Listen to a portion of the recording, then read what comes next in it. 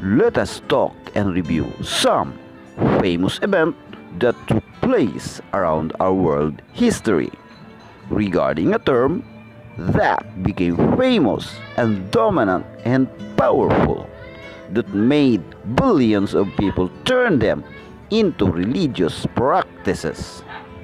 This story might make the listeners confused and can make them doubtful, but this is not our intention, but to remind what was being happened in the past. It's up to the listeners to judge if it's for good or for evil. Are you ready?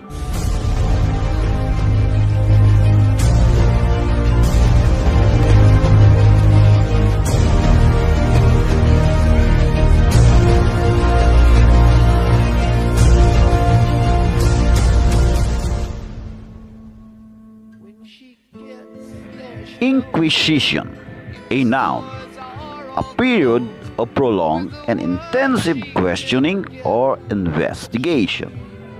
This is an ecclesiastic tribunal established by Pope Gregory IX in 1232 century for the suppression of heresy. It was active chiefly in northern Italy and southern France, becoming notorious for the use of torture. The Inquisition was a powerful office set up within the Catholic Church to root out and punish heresy throughout Europe and Americas, beginning in the 12th century and continuing for hundreds of years. The Inquisition is infamous for the severity of its tortures and its persecution of Jews and Muslims. Its worst manifestation was in Spain, where the Spanish Inquisition was a dominant force for more than 200 years, resulting in some 32,000 executions. The Inquisition has its origin in the early organized persecution of non-Catholic Christian religious in Europe in 1184 century. Pope Lucius III sent bishops to southern France to track down heretics called Catharists. Inquisitors would arrive in a town and announce their presence, giving citizens a chance to admit to heresy. Those who confessed received a punishment, ranging from a pilgrimage to a whipping. Those accused of heresy were forced to testify. If the heretics did not confess, torture and execution were inescapable. Heretics weren't allowed to face accusers, received no counsel, and were often victims of false accusation. For centuries, people were burned at the stake, stretched to death, or otherwise tortured for failing to be a Roman Catholic. But if research released by the Vatican is right, the Inquisition was not as bad as one might think, according to the documents from Vatican archives relating to trials of Jews, Muslim, Cathars, witches, scientists, and other non-Catholics. In Europe, between the 13th and 19th centuries, the number actually killed or tortured into confession during the Inquisition was far fewer than previously thought. Estimates of the number killed by the Spanish Inquisition, which Sixtus IV authorized in papal bull in 1478, have ranged from 30,000 to 300,000. But some historians are convinced that millions died. The Roman Inquisition, formerly the Supreme Sacred Congregation of the Roman and Universal Inquisition, was a system of tribunal developed by the Holy See of the Roman Catholic Church during the second half of the 16th century, responsible for prosecuting individuals accused of a wide array of crimes relating to religious doctrines or alternate religious belief.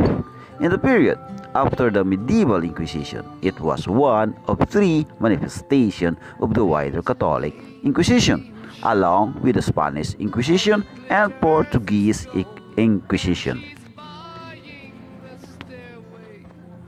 Here are some books that prove this story of our history, entitled How the Great Religion Began by Joseph Gaer, revised and enlarged edition, copyright 1956, published by the New York and Toronto, The New English Library, Limited, London, printed in USA. It said, the Inquisition lasted for over 200 years and thousands of people were killed by its order in the most barbarous manner. People were burned alive on a slow fire, or they were crushed to death by heavy weights, and they were turned to pieces by cruel instruments.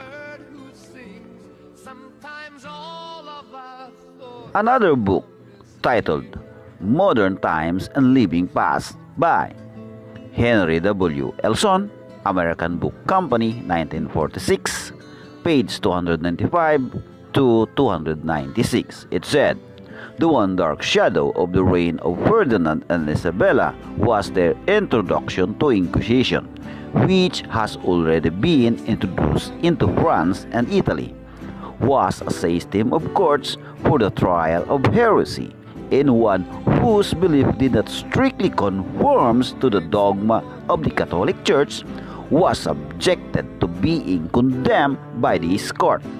The penalties were banishment, imprisonment, and burning at the stake. In Spain, the Inquisition at first bore most heavily upon the Jews. After 2,000 of them had been burned to death, and many others had suffered milder punishment, the Jews were expelled from the country. More than 500,000 were forced to leave Spain. The Catholic Church does not deny its responsibility for atrocities committed by Catholics in its name. In year 2000, the Pope publicly apologized for the unnecessary violence used. On March 12, 2000, Pope John Paul II, the late Pope of Roman Catholic Church, made a historic feat when he asked forgiveness for his church sins through the centuries. Speaking after the ceremony to the crowd in St. Peter's Basilica, he acknowledged the past misdeeds committed in the name of Catholicism.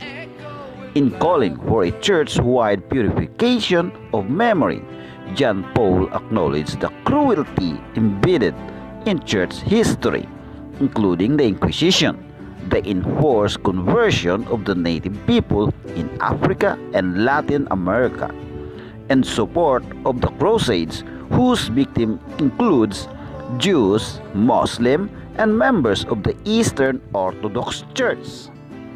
One of these errors of the Roman Church is the creation of the Inquisition in the 13th century, through which anyone who refused to accept the Catholic Church doctrines were tortured to death. The Pope's apology echoes what other Catholic authors such as John A. O'Brien had straightforwardly written several years ago. Nevertheless, one of Catholic priest cardinal named James Cardinal Gibbon wrote in his book titled Faith of Our Fathers, in page 34, he said, I am sorry to confess that corruption of morals is too often found among professing Catholics.